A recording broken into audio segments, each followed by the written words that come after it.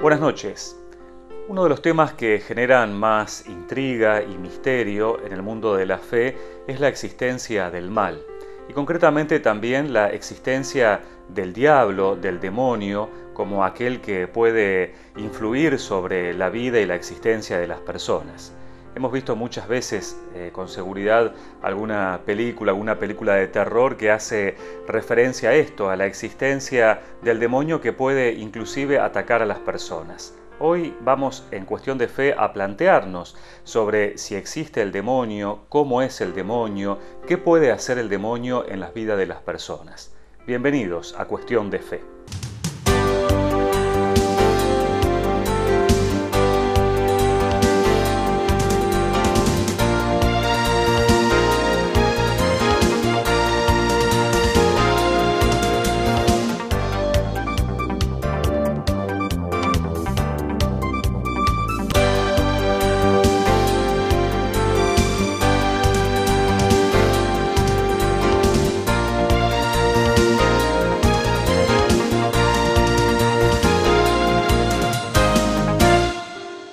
Como decíamos en la introducción, en este programa vamos a abordar el tema de la existencia o no del demonio y qué es lo que puede hacer el demonio, como una realidad también espiritual.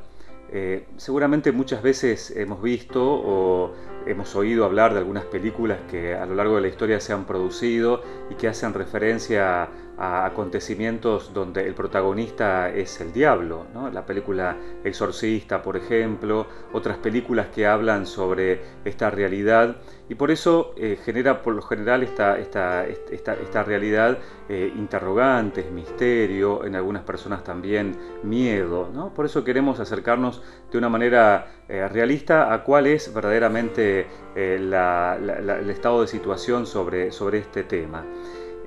Lo vamos a hacer con un video, un documental que fue elaborado por Goya Producciones de España y que nos parece importante poder compartirlo por la delicadeza del tema y porque además lo ha abordado con profundidad y con mucha seriedad.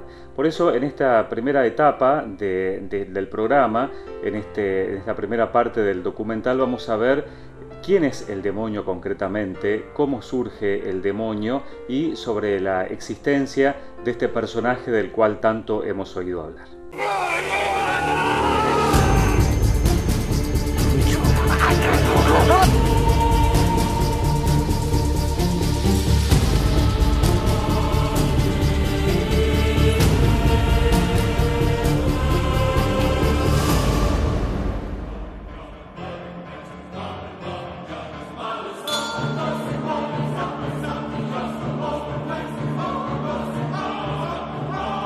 Nos lo dice el Apocalipsis.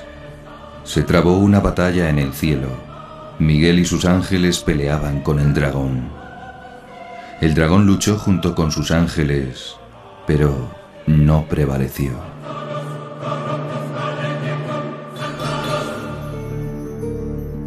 Esta batalla fue espiritual, afirma una mística española del siglo XVII, Sor María Jesús de Ágreda, que recibió revelaciones sobre la caída de los ángeles. Lucharon con inteligencias y voluntades. ¿La causa del conflicto? Dios les había anunciado que la segunda persona de la Trinidad se haría hombre y deberían adorarle. Y además, que tomaría carne de una mujer que sería su reina y aventajaría en gloria a todas las criaturas humanas y angélicas. Los ángeles buenos obedecieron y alabaron al Altísimo, pero Lucifer aspiró a ser cabeza de todo el linaje humano y de todos los ángeles. Se rebeló pues contra Dios queriendo asemejarse a él y arrastró consigo a muchos en su pecado de soberbia. Dios prestó a Miguel y los suyos la fuerza para vencer al dragón que fue precipitado en los infiernos. El castigo de los demonios que habían sido creados buenos sería eterno y su sufrimiento tendría dos formas: la privación de la visión de Dios, que se transformaría en odio, y la pena de sentido, distinta para cada demonio según sus pecados. En la Biblia se le da diversos nombres. Para un cristiano, Satanás, Lucifer, demonio, diablo, es el mismo ser, espíritu angélico, que se rebela contra Dios y dice non ser bien. Es el no contra el sí que Jesucristo, según la carta de San Pablo a los Corintios, ¿no? Claro, es el no a la verdad, que es Dios, por lo tanto es la mentira, el padre de la mentira, como llama Jesucristo, y también es el no al amor, que es Dios, por lo tanto es el odio, el rencor. Otros nombres como Lucifer, Luzbel o Mefistófeles no aparecen en la Sagrada Escritura. Este último está asociado al mito de Fausto, de Goethe. En nuestros días, un conocido autor español ha revivido el mito del literato alemán con un enfoque muy original. En su libro, el diablo aparece como un gran benefactor de la humanidad. Un médico es tentado por la idea de solucionar el mayor problema que tiene actualmente el mundo desde el punto de vista de las enfermedades, el cáncer. A cambio le pide su alma, lógicamente. Lo que realmente intenta no es acabar con el cáncer por acabar con un sufrimiento de la humanidad. Eso a él le tiene sin cuidado. Él quiere acabar con el cáncer para que ese cáncer no haga que la gente tenga tiempo de volver a Dios. Quiere muerte rápida y aquí se acabó tu muerte con todos tus pecados al infierno. Adán y Eva fueron las primeras víctimas del odio y la envidia de Satán, mentiroso y revestido entonces de serpiente. Quería arrebatarles el gozo del paraíso que él había perdido y a Dios la adoración de sus criaturas. ¿Por qué tentó primero a Eva? La explicación de Ágreda es que el diablo dudaba de si Adán sería el Verbo encarnado y estaba más seguro de que la mujer no era Cristo. Sea como fuere, nuestros primeros padres pecaron. Pero para desesperación de Satán, no fueron castigados eternamente como él, pues su pecado fue por debilidad, no por malicia. Y se les prometió un Redentor y una nueva Eva, María, que aplastaría la cabeza del reptil infernal. Desde entonces la lucha entre los hijos de Eva y las huestes diabólicas no ha cesado un instante. El diablo, con sus diversos nombres, aparece numerosas veces en los Evangelios, 11 veces en San Mateo, 13 en San Marcos. Lucas le cita 23 veces y San Juan 6. También le citan, tal vez sin darse cuenta, millones de cristianos en el Padre Nuestro.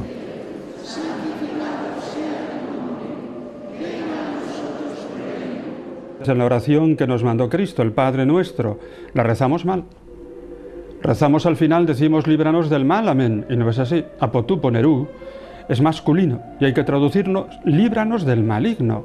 La oración del reino, venga a nosotros tu reino, tiene un enemigo y le pedimos en esa oración al Padre que nos libre del maligno. Todos los cristianos creyeron en su existencia desde el principio. Prueba de ello es la abundante iconografía que le representa en las más variadas y horribles formas. Y es que esa representación que hacemos del demonio, con cuernos, con rabo, ¿no? Pues yo diría que ha favorecido poco a la fe en el demonio, porque, no sé, se han hecho muchas parodias, muchos sarcasmos de todo ese tipo de figura. Y lógicamente, pues no es eso el demonio es un ser espiritual, es un ángel caído, que lógicamente no tiene esa figura. Aunque la figura tiene también algo de positivo y es representar al demonio, digamos, como alguien que es malo, feo, repugnante. Yo siempre he estado en contra de la imagen del diablo espantoso y terrorífico y que arrebata o que en cierta manera puede ser violento. ¿Cómo es pues en realidad el demonio? ¿Alguien le ha visto? ¿Cómo es el diablo? ¿Qué cara tiene? Pues naturalmente el diablo, yo nunca he visto al diablo porque no se le puede ver. El diablo es espíritu y el espíritu es invisible por definición, por esencia. Por tanto, lo que se ven son ciertos efectos de los cuales se puede deducir que allí hay una cierta intervención diabólica, pero al diablo naturalmente no se le ve directamente. Algunos se representan al diablo de manera tan grosera y ridícula que al negar su existencia están rechazando un demonio que no existe. El de la Sagrada Escritura y del Magisterio de la Iglesia es un ángel caído, un espíritu. No tiene cuerpo. Eso no quita que alguna vez pueda revestirse de esas y otras muchas apariencias, no siempre terroríficas, para atemorizar, hostigar o tentar. Pero, ¿realmente sigue existiendo el diablo en nuestra época? ¿No le habrá llegado ya la edad de la jubilación? ¿No es un mito preconciliar olvidado para siempre? Parecerá sorprendente, pero no solo el Concilio Vaticano II habló 18 veces del demonio, sino que los últimos papas le han dedicado una atención creciente. Algunos se escandalizaron cuando en 1972 Pablo VI advirtió que el humo de Satanás ha entrado por alguna fisura en el templo de Dios. No era una novedad. Un siglo antes, el Papa León XIII tuvo una terrible visión a raíz de la cual mandó que después de cada misa se rezase una oración implorando la protección de San Miguel. ¿En qué consistía esa visión? Esa visión consistía en que iba a venir un tiempo en la Iglesia en el que Dios permitiría mayor acción al demonio, de tal manera que habría una profunda crisis en la Iglesia debido, digamos, a este mayor influjo del demonio. Pasó tanto miedo que mandó poner esa oración. Pablo VI volvió a insistir más tarde. Una de las necesidades más grandes de la Iglesia es defenderse de ese mal que llamamos demonio. Y precisó: el mal no es ya solo una deficiencia, sino un ser vivo, espiritual, pervertido y pervertidor. Nosotros sabemos, concluyó, que ese ser oscuro y perturbador existe y que está actuando de continuo con una astucia traidora. Juan Pablo II ha desenmascarado su trama para extender el mal. La táctica de Satanás, decía en 1985, consiste en no rebelarse para que el mal se desarrolle por acción del hombre mismo y se transforme cada vez más en un pecado estructural y se perciba cada vez menos como pecado personal. Ese monstruo de orgullo prefiere, en efecto, pasar inadvertido no por humildad, sino por eficacia. Pero esta regla tiene excepciones. Algunas veces el demonio tiene manifestaciones evidentes. La más terrible de ellas es la posesión.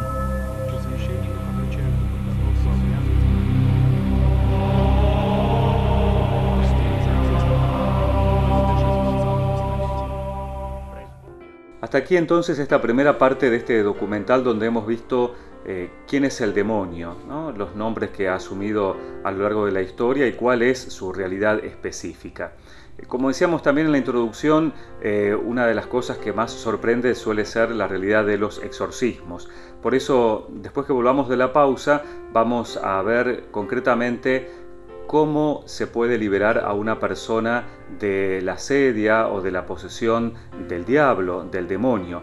Y lo vamos a hacer también en este documental con casos concretos, casos reales de exorcismos que se han realizado en distintos lugares del mundo. Vamos a la pausa y volvemos en Cuestión de Fe.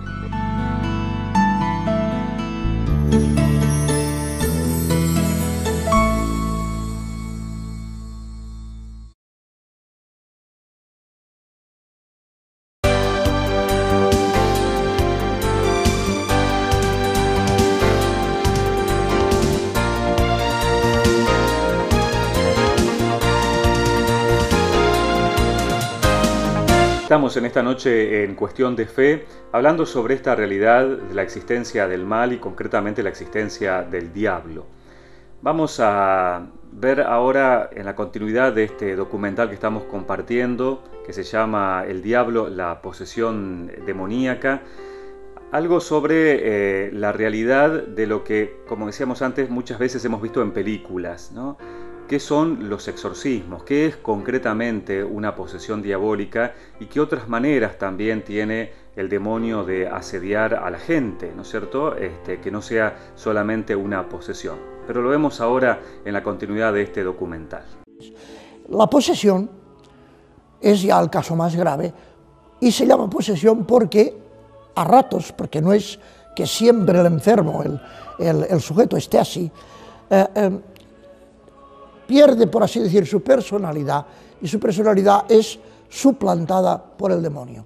Es decir, ya no habla ella, habla el demonio por su boca, ya ella no es en aquel momento totalmente libre, sino que hace cosas que ella no quisiera hacer. Y esto, pues como digo, hay que discernirlo con un largo proceso, no se puede, y ayudado de un médico, pero al final se puede llegar a la conclusión de que aquella persona pues está en estos casos. Y entonces pues hay que practicar, como digo, el exorcismo, en otros casos también lo he hecho, y siempre se da esta, como diríamos, esta contradicción de que hay momentos en que la persona es ella y entonces está, diríamos, en plena colaboración con el exorcista para verse libre de aquella cosa que tanto sufrimiento le causa, pero en el momento, en cambio, en que aquella persona se siente o está poseída por el demonio, pues desde aquel momento tiene reacciones hostiles, aunque, repito, nunca, al menos en mi presencia, se ha producido una agresión física ni contra el exorcista ni contra las personas, poquísimas, que a veces acompañan al exorcista. El exorcismo yo nunca lo hago, lo he hecho solo, sino lo he hecho siempre cuando podía con el médico al lado y con alguna otra persona, generalmente familiar, íntimo, del el sujeto. Au nom de notre Seigneur Jésus le Christ, notre divin Maître, Rédempteur de ce monde, je t'invoque à mon aide. Au nom de la très sainte Vierge Marie, Notre-Dame, la toute pure Mère de Dieu, je t'invoque à mon aide. Au nom de Saint Michel Archange, Saint Gabriel Archange, Saint Raphaël Archange et toutes les... Estamos viendo exorcismos reales. Cada caso es distinto del otro, pues los diablos son seres personales, muy distintos.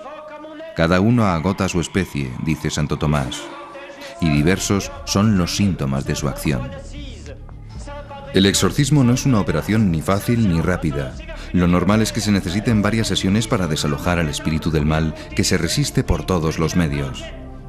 El exorcista ha de porfiar con sus mejores armas: oración, aplicación del crucifijo, del óleo y del agua bendita, imágenes de la Virgen e incluso dando la comunión al poseso. Pero la sustancia del exorcismo es esta orden perentoria: en nombre de Jesucristo, Satán, vete. Hay que insistir. A veces el desenlace es cuestión de meses. Puede durar incluso años. El exorcista experimentado sabe que el diablo tiene una inteligencia superior y tratará de engañarlo. Traba un combate desigual que perdería si Dios no estuviese de su lado. El demonio, pues, es muy inteligente y no se da a conocer. Generalmente tiene muchas respuestas evasivas o ambiguas y hay que ir con mucho cuidado. El demonio miente, y miente mucho, y confunde, y es ambiguo, y es... Por tanto, no sacas mucho de quererle hacer hablar, más bien puedes sacar confusión y esto. Por tanto, yo no pregunto mucho, pero ciertamente que sí, que a veces, por ejemplo, muchas veces cuando le haces preguntas, el enfermo contesta sonidos inarticulados. Algunas veces incluso puede, pero no le he tenido tiempo de comprobar, puede hablar alguna lengua o palabras de lenguas que uno desconoce. Entonces, pues hay sonidos, hay palabras que uno dice, pues no acabo de entender por dónde pueden ir.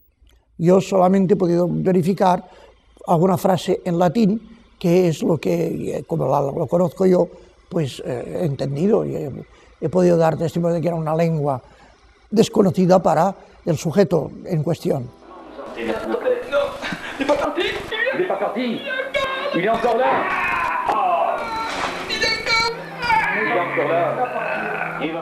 Ante lo sagrado o lo religioso, la reacción del endemoniado va desde el fastidio y el horror hasta la ira, acompañada de blasfemias o insultos.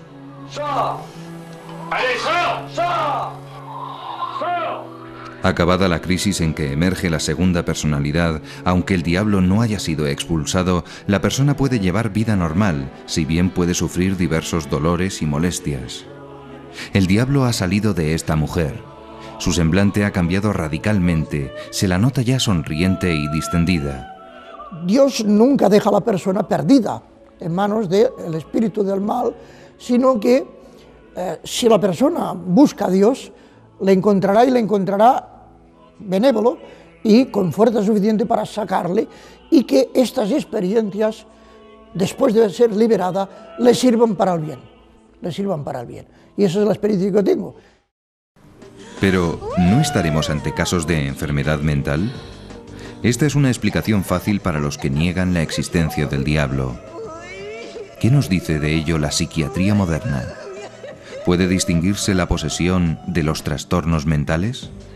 La fenomenología sintomática de una persona que, por ejemplo, ha hecho un pacto con el diablo o que, sin mala voluntad, el diablo se ha posesionado de su cuerpo y esto plantea un problema teológico en el cual yo no entro porque no sé nada de eso, y es cómo Dios permite el mal, ese mal tan tremendo, pues esa persona puede tener síntomas que son bastante distintos a lo que ocurre en la psiquiatría, pero me parece que por muy sutil que sea el diablo, y lo es, y es mucho más listo que yo y que todos nosotros probablemente, creo que lo tiene muy difícil, porque quizás por su propia maldad organiza o realiza a través de la persona que posee y que le está sujeta acciones que son de una inmensidad, de una radicalidad y de un imperio que ninguna persona demente las haría.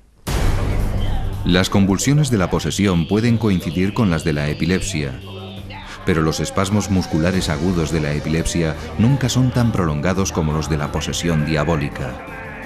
En esta, la fase de agitación puede prolongarse por intervalos de 3 horas o más. Además, en la posesión, junto a las convulsiones aparece una nueva identidad, mientras que en la epilepsia no hay disociación de la identidad. Esta segunda personalidad es la del maligno.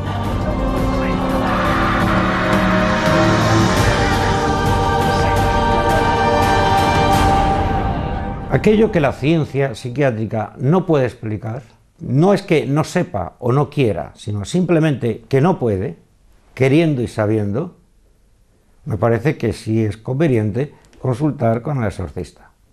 Hoy la Iglesia recomienda, ante un caso de exorcismo, pues que haya una consulta, una peritación por parte del psiquiatra. Y a mí me parece que esto es una cautela enormemente prudente y muy de agradecer.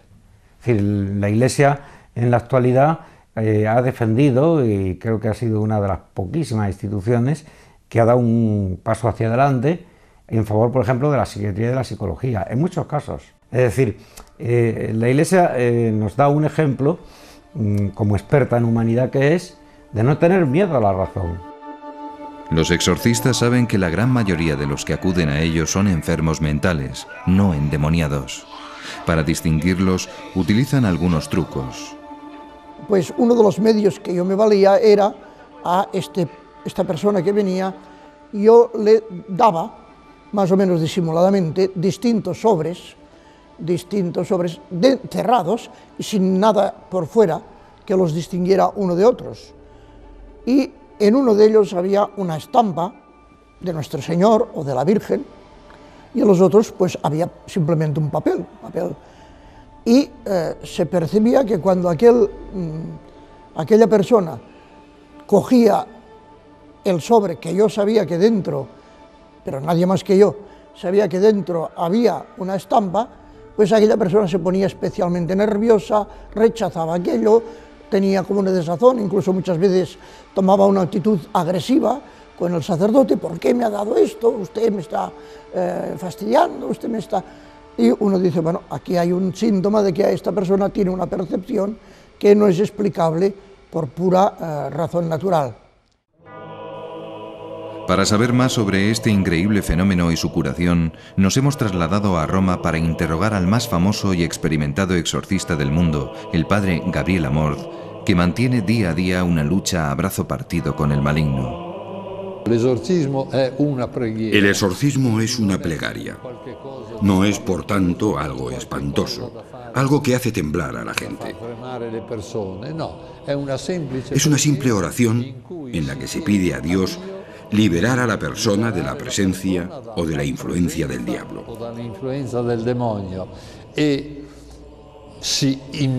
Y se manda al diablo, en nombre de Cristo, que se vaya. Yo, antes de empezar, me pongo la estola, que es el típico indumento sacerdotal, estola violeta. Me la pongo porque me es más cómodo para poder ponérsela sobre la espalda a la persona que debe ser exorcizada. Luego empiezo con el agua bendita. Esto es un frasco con agujeros y bendigo a la persona con el agua bendita. Luego le hago besar el crucifijo. Yo uso un crucifijo en el que está inserta la medalla de San Benito, que contiene varias frases contra el demonio. Hago besar el crucifijo Y luego empiezo a decir unas oraciones con la mano sobre la cabeza. En general, los exorcistas tienen en la otra mano el libro con el ritual de los exorcismos, pero yo no lo necesito porque me lo sé de memoria después de haber hecho tantos, y pongo la otra mano sobre la espalda. Y así rezo. En un determinado momento utilizo el aceite de los catecúmenos, que es el aceite que usan en el bautismo. Es importantísima la oración. El Evangelio nos dice que algunos diablos no se echan sino con la oración y el ayuno. Naturalmente, es importante que rece la persona interesada, que recen sus familiares y que se haga rezar a casas religiosas o grupos de oración. De cada 100 personas que piden un exorcismo, 90 son mujeres y solo 10 son hombres. ¿A qué puede deberse esta fuerte preferencia de Satanás por el sexo femenino? El exorcista de Roma aventura varias causas. Son muchas más las mujeres poseídas por el diablo que los hombres. ¿Por qué? He buscado varios motivos, pero no he encontrado uno verdaderamente persuasivo.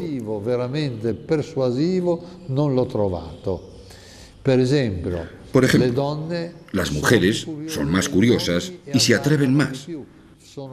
Frecuentan más a los magos, a los cartomantes y las sesiones de espiritismo, o son más asiduas a ritos satánicos.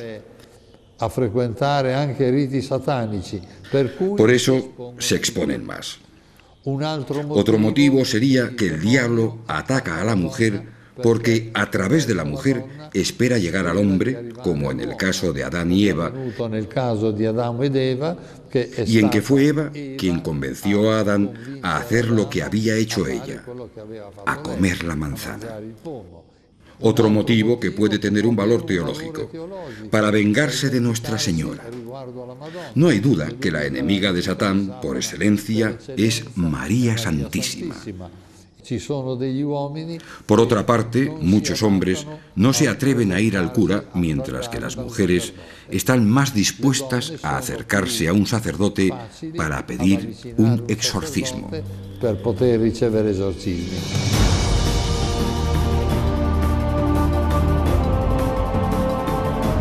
Contrariamente a Francia o Italia, España ha experimentado una gran crisis de exorcistas oficiales. Tanto es así que algunos han llegado a viajar a Roma para ser exorcizados por Amort, cosa que éste desaconseja. Apenas se contaban 2 exorcistas en España cuando, en julio de 2002, la Conferencia Episcopal decidió publicar el ritual de los exorcismos, recomendando el nombramiento de un exorcista por diócesis. Una de las razones por las que, al parecer, no abundan los exorcistas es el miedo a la venganza del diablo contra quien le combate. ¿Está fundado ese temor? Después corren muchas historias de venganzas del demonio contra exorcistas, muchas. Son falsas, son mitos que van corriendo y al final se hacen grandes. Aunque, para ser honesto, debo decir que alguna vez sí que han ocurrido. Pero si han ocurrido ha sido porque Dios lo ha permitido. Porque Dios lo ha permitido. Si no, no. Yo, por ejemplo, debo decir que hasta que no publiqué mi tratado de demonología, pues nunca me había pasado nada. Y sin embargo, después de publicarlo, pues me empezaron a ocurrir cosas. Un buen día me acuesto después de dar una conferencia, estoy con las manos así, tumbado en la cama, y de pronto veo que se enciende la luz de la habitación, hasta oí el interruptor. Pues alguien pensará, uy, ¿se pondría usted lleno de miedo diciendo el demonio está aquí? No. Dije, vaya, qué poco puede hacer. O sea, realmente, qué poco puede hacer el demonio más que encenderte la luz y poca cosa más. Entonces ya en el mismo ritual se le dice al mal espíritu que de ninguna manera ataque físicamente a ninguna persona presente, y siempre lo ha hecho así. Ha tenido manifestaciones como conatos, pero nunca los ha llevado a obra, a realidad. Sí, en cambio, esto sí, insultos, esto sí. Insultos, agresiones verbales, esto sí. Pero no, en cambio, agresiones físicas, yo nunca las he visto. Sí alguna vez conmociones, saltos, etcétera, de manera que han tenido que sujetar un poco a la persona para que no se hiciera daño él mismo. La obsesión diabólica y la vejación son otras de las formas en que el maligno puede atacar a algunas personas.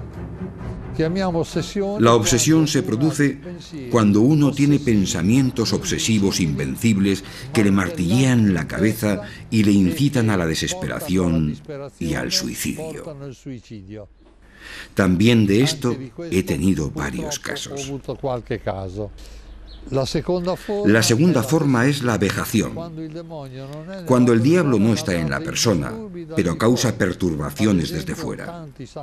Por ejemplo, muchos santos han sido atacados por el diablo, como el cura de Ars, que era echado de la cama, o el padre Pío, que era apaleado continuamente. Creo que casi todos los santos han sufrido vejaciones fuertes por parte del diablo. Además, el diablo puede infestar, ocupar lugares e incluso animales. Las intenciones del diablo son variadas. A veces no son directamente sobre la persona, sino sobre cosas, objetos. Objetos que en una casa, por ejemplo, explotan, un vaso, un jarro, sin ninguna causa, sin ninguna causa aparente. Puertas que se cierran estrepitosamente sin que haya habido viento ni nada parecido. Cuadros que se caen y están perfectamente sujetos en la pared y se caen de repente. Uno al principio, cuando comienzan estos fenómenos, pues dice, habrá ratas o estará pasando algo, pero después, conforme va avanzando la manifestación de la posesión de un lugar, queda claro que es un demonio.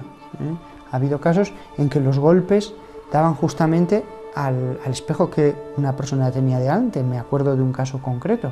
Pues todo ese tipo de cosas ya se ve que no se debe a causas naturales.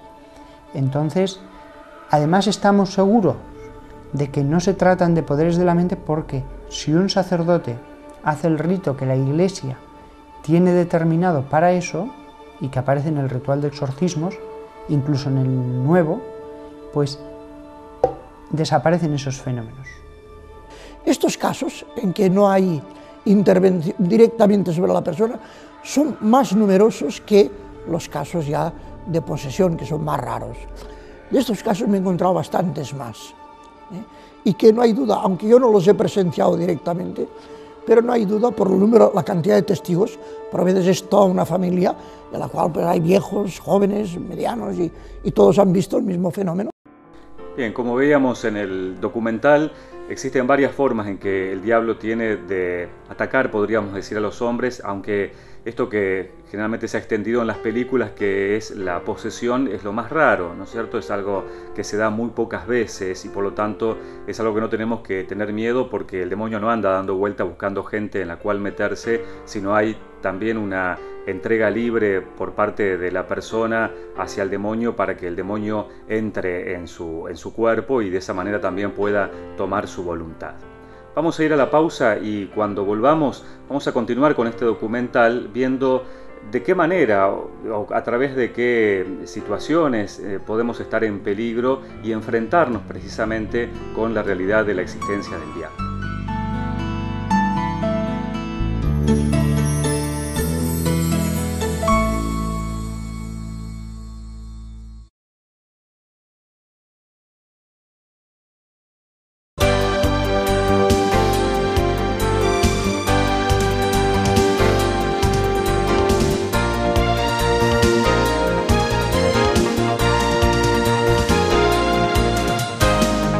Estamos en Cuestión de Fe en esta noche hablando sobre esta realidad, la existencia del diablo, del demonio, y hay situaciones en las que nos pueden poner en riesgo, ¿no?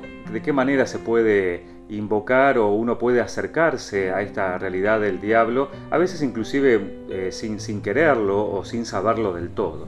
Por eso continuamos viendo este informe, este documental sobre la realidad de la existencia del diablo y concretamente qué es lo que puede hacer en nuestras personas.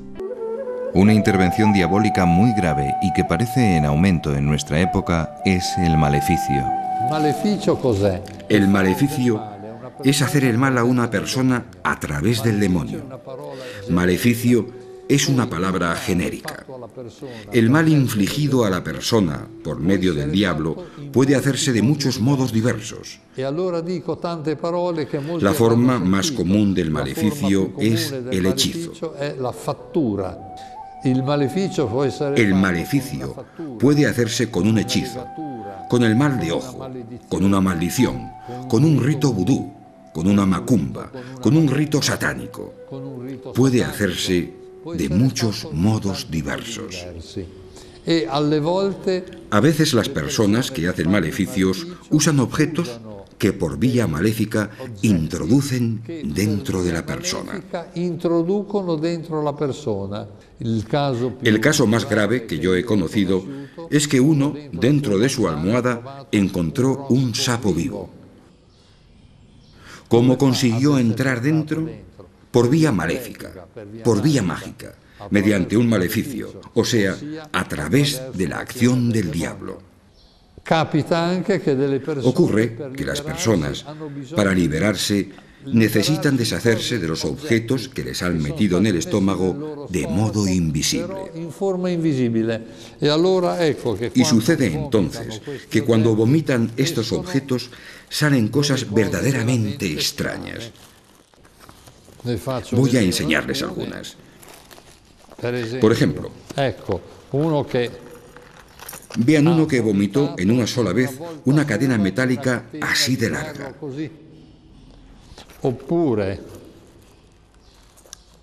Esto es un abrelatas, muchas pilas, clavos, pilas,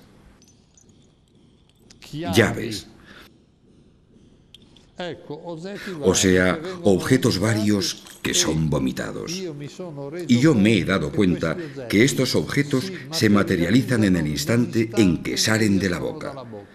Si uno hubiese hecho una radiografía del estómago de aquella persona antes del exorcismo, no habría visto nada. Me he dado cuenta viendo varias veces escupir a personas poseídas. Un exorcista debe habituarse a recibir muchos salivazos. Pero, ¿no estaremos demonizando al demonio? ¿Hay que atribuirle directamente todas las guerras y males del mundo? ¿Es el culpable de todos los pecados que se cometen? No todos los pecados son instigados directamente por él, pero sí indirectamente, pues la inclinación al mal no existiría sin el pecado original, instigado por Satanás. ¿Podría el demonio al menos llegar a producir accidentes de aviación o grandes cataclismos como terremotos, erupciones volcánicas o incendios? ¿Puede el demonio provocar un huracán, un terremoto, un desastre natural? La respuesta es que no. Dios no se lo permite. Fíjese usted que si el demonio pudiera simplemente mover un tornillo en un avión en un momento adecuado, podría estar provocando desastres continuamente. Ya no estamos hablando de provocar un terremoto, simplemente mover un tornillo. No, Dios no se lo permite. Solamente al final de los tiempos le permitirá manifestarse de un modo más abierto. Pero mientras tanto, todos los desastres naturales no. Además, hay una cosa que debemos tener en cuenta. Todo tiene una causa natural mientras no se demuestre lo contrario. Solo es demoníaco aquello que efectivamente no se puede explicar con ninguna otra causa más que con la intervención del demonio. En cambio, es verosímil la acción de Satán en el origen de conflictos y guerras, por ejemplo, influyendo en líderes políticos perversos. El demonio puede atacar no solo a personas individuales, sino a comunidades enteras. No hay duda que el demonio, entre todas las personas, busca preferentemente las que tienen más influencia sobre los otros. No me cabe ninguna duda de que Stalin se hubiera vendido a Satán para tener éxito.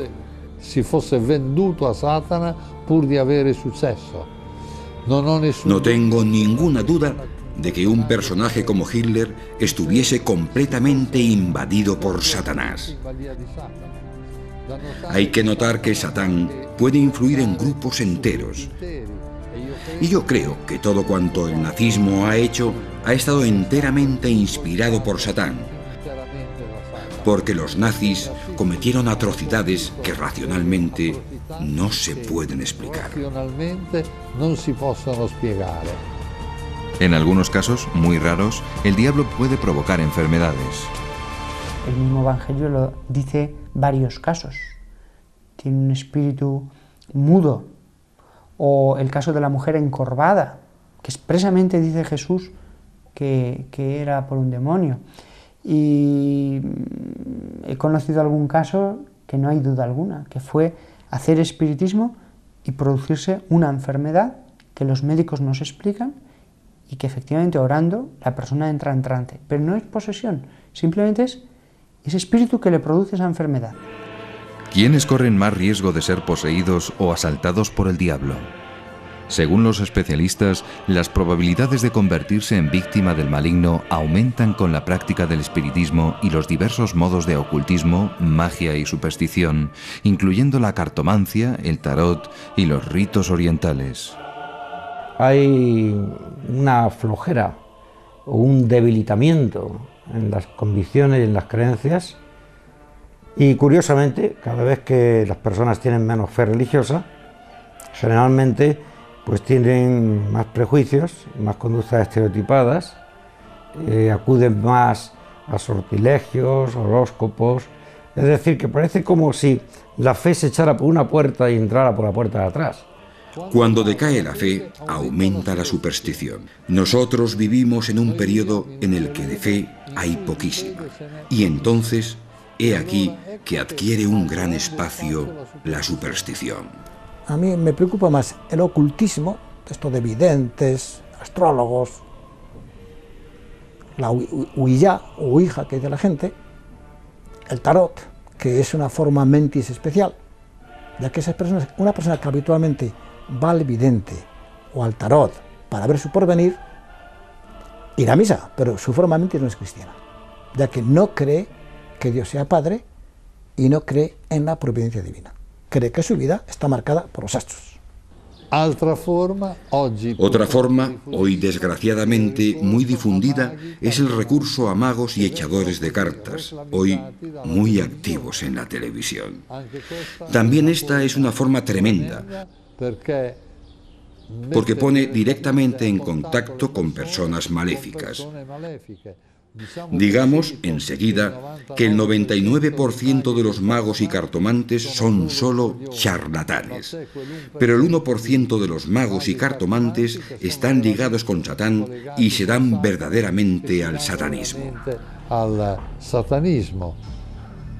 Independientemente de sus consecuencias religiosas, para la psiquiatría todas estas creencias y actitudes pueden suponer una patología. Y que es una patología que está condicionada por el mal uso de la libertad personal. Es una patología que está condicionada por la confusión axiológica y de valores que hay en nuestra sociedad. Es una especie de ignorancia con atisbos de inteligencia. Pero claro, eso es una amalgama de cosas que nuestra inteligencia no cabe que opere bien con ella. Me refiero, por ejemplo, pues a la quiromancia, a la consulta al tabot, que pagan por ello, a echar las cartas, a juegos de magia negra, la consulta, por ejemplo, continua al horóscopo, ¿no? Antes de hacer un negocio, antes de casarse, antes de hacer un viaje. Es decir, yo creo que depende de un sistema cognitivo que no tiene la certeza, ni la fortaleza, ni la capacidad de hundir sus raíces en la verdad. Por eso a muchas personas le cabe muy poca realidad en la cabeza ahora. Para el exorcista Amort, la puerta que más frecuentemente introducen en el mundo de la posesión es el espiritismo. Otra vía de acceso al demonio, hoy muy difundida. Las sesiones de espiritismo que ya no se hacen llamando a un medium que entra en trance y evoca a un difunto. Hoy se enseñan métodos por los que uno puede hacerse él solo la sesión de espiritismo. Y las dos formas más usadas son la escritura automática y la grabadora. Uno hace girar la grabadora en vacío y luego, cuando lo escucha, oye o le parece oír voces que hablan. Una persona que habla. Hemos visto hasta aquí entonces hasta qué punto es peligroso también muchas veces acceder a esto que lo podemos hacer como un juego o a través de la inocencia o pensando que está todo bien, pero que nos estamos en realidad acercando a un juego peligroso o de alguna manera a una existencia real como es la existencia del mal.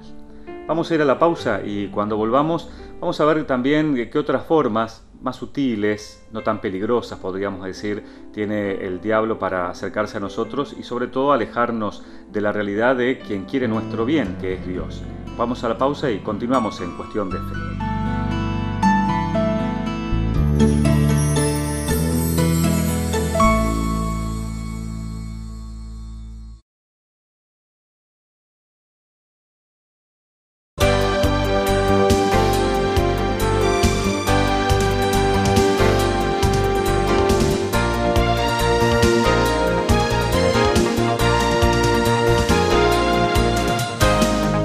Estamos en Cuestión de Fe en esta noche hablando sobre la existencia del diablo, del demonio, un tema que muchas veces nos puede asustar, otras veces se ha buscado negar, ¿no? Y en verdad tampoco ganamos nada con negarlo ni con asustarnos. Lo importante es tener en cuenta que lo que nos hace bien es acercarnos a Dios y estar cerca de Dios, que es quien puede vencer todo aquello que nos busque apartar de la fuente del bien, de Dios mismo, y sobre todo todo lo que quiera hacernos mal. Por eso en este bloque, en este último bloque, con este documental que estamos compartiendo, lo que vamos a ver es de qué otras maneras no tan evidentes, que no nos asustan tanto, podríamos decir, o tan explícitas, tiene el diablo para buscar alejarnos de Dios, que es en definitiva quien nos puede asegurar nuestro bien. Hasta aquí hemos visto las actividades extraordinarias de Satanás y sus huestes. Las más frecuentes y ordinarias son menos visibles, pero a menudo más temibles. Estamos hablando de las tentaciones. Casi toda la acción del demonio se reduce a tentar. Y la tentación consiste en que un demonio se acerca a la persona y le tienta, le sugiere el que haga el mal. Se lo sugiere a través de especies inteligibles. Es decir, uno no oye ninguna palabra, no oye ninguna voz, pero le viene como un pensamiento. Es, digámoslo así, algo como telepático. También proceden muchas tentaciones del entorno. Es lo que en la teología tradicional espiritual se ha llamado el mundo.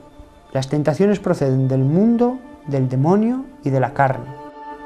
Pero, ¿dónde están los demonios? De la Biblia se deduce que tienen dos sedes, una en el infierno, donde torturan a los condenados, y otra en el lugar donde se manifiestan o actúan. Después del juicio final, solo estarán en el infierno para siempre. Sobre la superficie de la tierra, legiones de demonios están actuando en la memoria y en la imaginación de los hombres para separarlos de Dios. Es una guerra de dimensiones planetarias invisible pero real. Es la lucha a que se refiere San Agustín entre la ciudad de Dios y la ciudad de Satán. El demonio, decía San Juan de la Cruz, es el enemigo más fuerte del hombre y utiliza el mundo y la carne como sus acólitos. Yo he pensado muchas veces, ¿qué haría yo si fuera el demonio? Yo haría dos cosas. Convencer al clero de que la oración no es tan importante como se decía en otro tiempo, y después también, pues, destruir la fe, meter la confusión en la fe. Porque cuando una persona pierde la fe, esa persona ya no se levanta. Es decir, si un cristiano tiene un pecado de debilidad, si yo tengo un pecado de debilidad, pero tengo la fe fuerte, yo me levanto del pecado, ¿no es cierto? Pero si uno pierde la fe, o tiene una crisis profunda, pues también intelectual, en el sentido de caer en el agnosticismo, etc., ese hombre ya no se levanta. Paradójicamente, los objetivos predilectos de las grandes tentaciones diabólicas son los santos. El cura de Ars lo explicaba diciendo que el demonio no pierde el tiempo con los impuros y los pecadores inveterados porque ya los tiene sometidos. Su rabia va contra los que le resisten y pueden arrebatarle otras almas. Los santos han padecido siempre, en algún momento de su vida, grandísimas tentaciones del demonio. Terribles, terribles. Mucho más allá de lo normal. Si en las personas normales en algún momento el demonio se acerca para tentarles, en los santos, cuando Dios ve que ya están fortalecidos en la fe, sobre todo en la fe, y que tienen virtudes, entonces permite al demonio el que pueda hacer un último asalto. ¿Por qué? El demonio lo que intenta es ganar esas almas antes ya de que se eleven totalmente hacia Dios. Y Dios permite que haya ese asalto porque en el sufrimiento de la tentación, en el tener que resistir, sus virtudes van a crecer muchísimo. Por grande que sea el poder de Satán, está controlado por una potencia superior. Con la fuerza divina San Miguel puede más. San Agustín dice que si Dios no tuviese controlados a los diablos, no quedarían justos sobre la tierra. San Pablo lo aclara de forma consoladora. Dios no permitirá que seáis tentados más allá de vuestras fuerzas. Porque si Él pudiera obligar a alguien a hacer algo malo, todos seríamos malísimos. Todo el mundo estaría cometiendo las mayores barbaridades. El diablo se supone que es la maldad personificada, pues obligaría a todo el mundo a hacer malo, todo el mundo haría por la calle asesinando, matando, violando y haciendo toda clase de barbaridades. ¿Por qué? Porque claro, si él tiene una fuerza superior y él te puede obligar, pues todos andaríamos a garrotazos. No, él no puede, él simplemente intenta.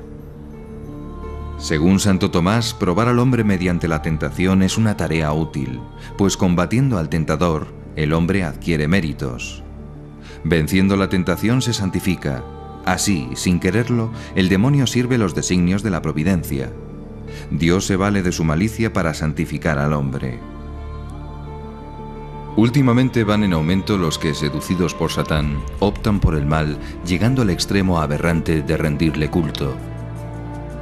Son los que militan en las sectas satánicas o luciferinas y los que practican la brujería. Autor de un vasto diccionario sobre las sectas, el profesor Guerra nos describe el mundo tenebroso del demonismo, tronco común del que brotan tres grandes ramas. Este tronco tiene tres ramas fundamentales, que son el satanismo, el luciferismo y la brujería. El demonismo es como la sombra, o si se quiere, el negativo de la fotografía cristiana.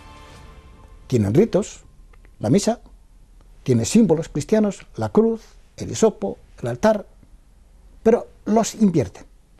Hasta en la misa el crucifijo está cabeza abajo, sobre el altar. Usan como rito principal la misa negra, que a veces tiene víctima humana y otras veces no, sacrifican a animales, ¿no? El colmo del horror en el culto satánico son las misas negras, con profanación de la Eucaristía y a veces con víctimas humanas. Normalmente una joven que sea inocente, para el mal hay que ofrecerlo inocente, lo contrario, menor de 15 años normalmente, pobre muchacha, tiene que entrar desnuda, van detrás los satanistas, con sus ropas, ropajes y demás, la atan sobre el altar y al comenzar la misa, bueno, con el crucifijo boca abajo, y al comenzar la misa la graban en el pecho los signos satánicos. Entonces para comulgar abren el pecho a la víctima ritual, sacan el corazón, los pulmones y el hígado, todavía calientes y palpitantes, los toman, los comen. En el luciferismo, las misas negras del satanismo se convierten en misas rojas.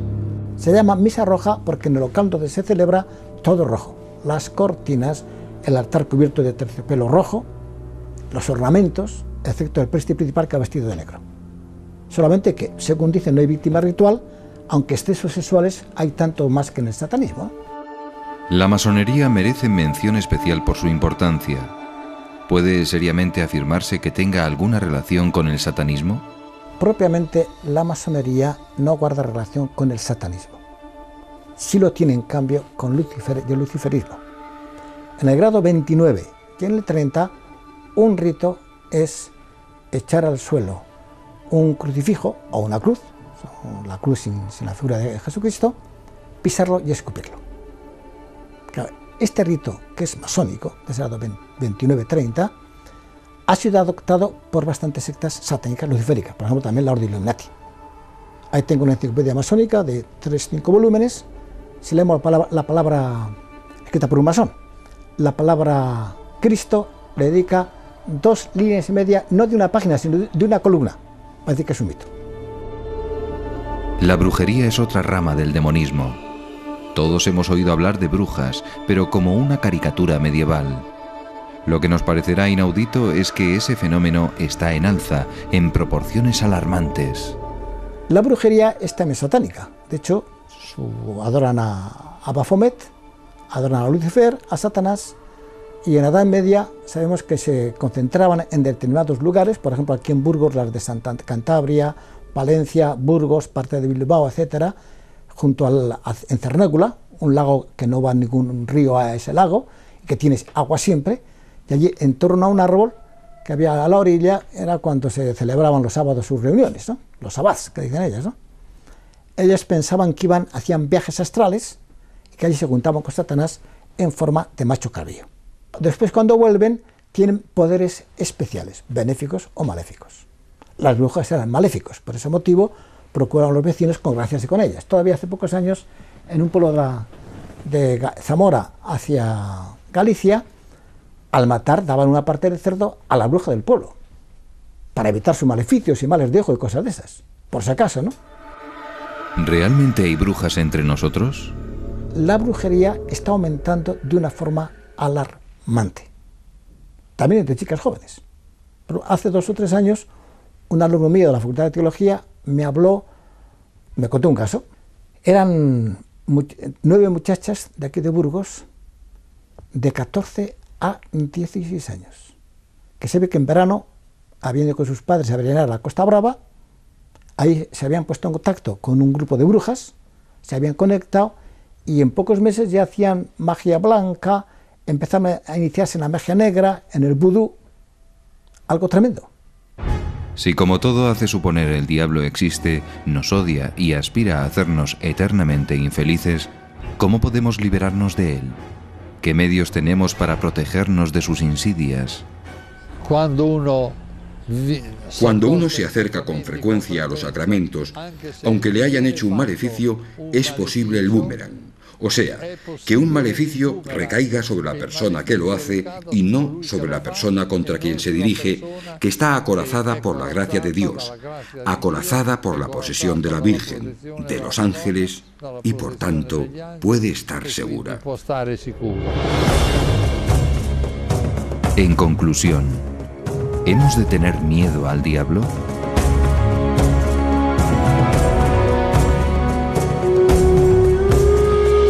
Cristo es el que nos ha liberado a nosotros del miedo del demonio. Y uno que es cristiano y vive de Cristo y reza frecuentemente, pues es mi caso, ¿no? Yo no le tengo ningún miedo al demonio. Sé que existe y que tengo que tener precaución, lógicamente, pero un cristiano tiene que saber que lo puede vencer con la gracia de Cristo. Este diablo es mucho más inteligente, mucho más respetuoso, sobre todo porque él se atiene a una cosa que es la ley suya que le ha dado Dios. Él puede tentar. Pero como decía San Agustín, el diablo es un perro atado a una cadena, que nunca puede llegar más allá de la cadena. Si te mantienes lejos del alcance de esa cadena, no tienes por qué tener miedo al diablo. Al diablo solo se le tiene miedo cuando tú entras en su terreno, cuando te dejas tentar. El diablo siempre tiene las de perder, puesto que el hombre, la persona tentada, le basta con decir no. El demonio es un pobre diablo. Si estamos con Dios, pues podemos contra el demonio. Por tanto, no hay que tenerle miedo especial si uno pues acude a Dios, que es el que realmente le puede poner en su sitio. Si uno vive en gracia de Dios, Si uno reza, si se acerca a los sacramentos, no debe tener ningún miedo al diablo. Nosotros, unidos a Cristo, somos más fuertes que el diablo. Un cristiano posee, además, el sello de la Trinidad recibido en el bautismo, y es el diablo quien debe temblar ante un cristiano y no viceversa. Lo dijo el cardenal Ratzinger. El cristianismo liberó al mundo del terror de los demonios.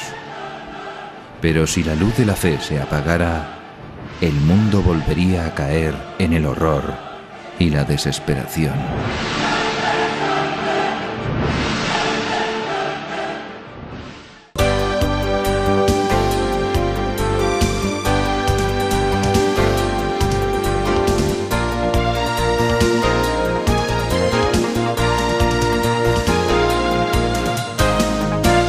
Hasta aquí entonces hemos compartido en esta noche este documental para acercarnos de esta manera a un tema que es complicado, que es serio y que queríamos abordarlo de la manera más profesional y con todo el realismo, ¿no es cierto? Ni para asustarnos, pero tampoco para decir no pasa nada. Poner sobre el tapete esta cuestión para valorar sobre todo la importancia de estar cerca de Dios, la importancia también de alejarnos de todo aquello que nos pueda separar de esta relación con Dios y de esta manera entonces también poder acercarnos cada vez más a Él.